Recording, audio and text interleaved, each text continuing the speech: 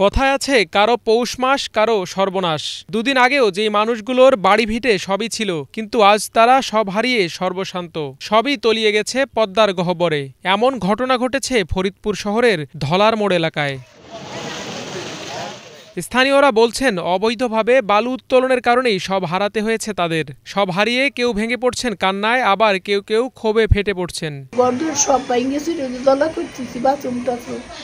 বাথরুমে যাবো তারও কায়দা নেই, মেয়ে মানুষ, কেউ বাড়ি এই এলাকাতে কেউ বাড়ি বাথরুম নাই, কার বাড়ি যাবো, কেউ মানুষ দেখে না। বাবা, মানুষ সবাই দিন আনে দিন খায়, সেই লোকজন আমরা এখানে বসবাস করি, কিন্তু এই যে আমাদের প্রতিনিয়ত বলছে এখান থেকে চলে যাও, তার বালির ব্যবসা করার জন্য আমাদেরকে উঠাই দেওয়ার জন্য পরিকল্পিতভাবে এইভাবে নদী খনন, মানে এই জায়গা মাটি কাটা বা বালি কাটার কারণে আমাদের ঘরবাড়ি আজকে দেখেন বিলীন হয়ে যাচ্ছে। দুইটা ঘর ভেঙে গেছে আমার, আর 100 ফিট গভীর করতে তল ফিলি মাটি কাটতে মানা করছিলাম, তারা শুনে নাই। তারপরে আমরা মানা করবে গেছে, আমাকে বেকুদে বাড়িতে ফেলাই দিবেন স্যার। বাড়ি আছে অন্তত 40-50টা, মনে করেন এখানে বাড়ি করি চাই 150 ফিট জায়গা, 150 ফিট জায়গা সরকারি, এই সরকারি জায়গায় আমরা চাই, ও সরকারি জায়গা ডিপ করছে 50 ফিট। ভাঙনের ফলে হুমকির মুখে পড়েছে শহর রক্ষা বাঁধ।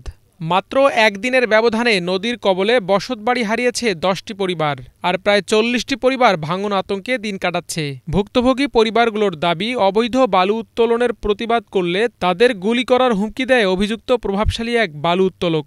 10-7 চলে গেলি পৌরসভার ভিতরে চলে যাবে। আমি সকালবেলা এখানে আসছিলাম, আসার পরে ও এখানে বেকু আনছে মাটি কাটার জন্য, ওর ছেলে বাড়ি থেকে বন্দুক বাই করার জন্য দৌড়ে গেছে, এটা আমি নিজে সাক্ষী।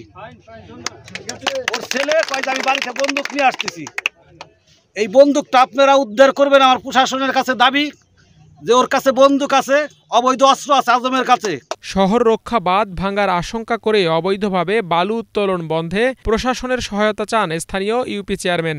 2 দিনের ভিতরে পানি বাড়বে, যে পানি বাড়বে তাতে এই পানি যদি বাড়ে তাহলে আমার এই বাঁধও ভেঙে যাবে, এই বেড়িবাঁধও থাকবে না, শহরের ভিতরে পানি ঢুকে যাবে, আর এই বাড়িঘরগুলো তো শেষই। প্রশাসন ব্যবস্থা না নেয় তাই কিন্তু এই এলাকার লোক কিন্তু আর ছাড়বে না, পিঠে কিন্তু দেওয়ালে ঠিকই গেছে। তার কারণে আপনি দেখেন বেড়িবাঁধ, যে বেড়িবাঁধের জন্য আজকে শহর কিন্তু বাইসে আছে, সেই বেড়িবাঁধ আপনার 5-7 জায়গা আছে ফাঁক মাত্র, ভাঙতে দেন ওই জায়গায় না, আবার আজকে বেকো লাগাইছে। তবে অভিযুক্ত বালু উত্তোলক আজম বলছেন ভিন্ন কথা। ড্রেজার মেশিন আমরা চরে তাই না, এই জায়গা আনলোড করাই। মানে ড্রেজার মেশিনটা বসাছেন আপনি? হ্যাঁ, নিজস্ব জমি, আমার নিজের জমি, আমি বালি ফেলাইছি ড্রেজার দিয়ে গতবার বিআইডব্লিউটি, ওই বেলে আমি কাটছি।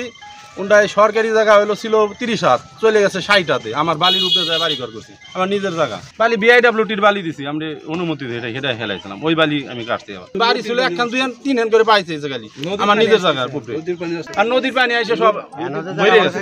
পানি উন্নয়ন বোর্ড বলছে শহর রক্ষা বাঁধ সংলগ্ন ওই জমি সরকারের সম্পত্তি। অবৈধভাবে বালু উত্তোলনের খবর পেয়ে তাদের প্রতিনিধিরা ঘটনাস্থল পরিদর্শন করেছেন। খুব দ্রুততার সাথেই এখানে আমরা ব্যবস্থা নিচ্ছি যেন হাটদার আর কোনো ভাঙনের পরিস্থিতি না ঘটে। আমরা আশা করছি যে আগামী 2-1 দিনের ভেতর আমরা বালু ভর্তি জিওব্যাগ ডাম্পিং করে আমরা ওই জায়গায় যে ঝুঁকিপূর্ণ অবস্থা আছে সেটাকে ঝুঁকিমুক্ত করতে পারবো। আমরা প্রশাসনিক ব্যবস্থা নিব, আমরা মামলা করব এবং আমরা প্রশাসনকে অবহিত করব যারা এই কাজ করেছে তাদের বিরুদ্ধে ব্যবস্থা গ্রহণ করা হয়। আরও বড় ধরনের ক্ষতি ঠেকাতে প্রশাসন দ্রুত কার্যকরী ব্যবস্থা নিবে, এমনটাই প্রত্যাশা স্থানীয়দের। Bangla vision news desk.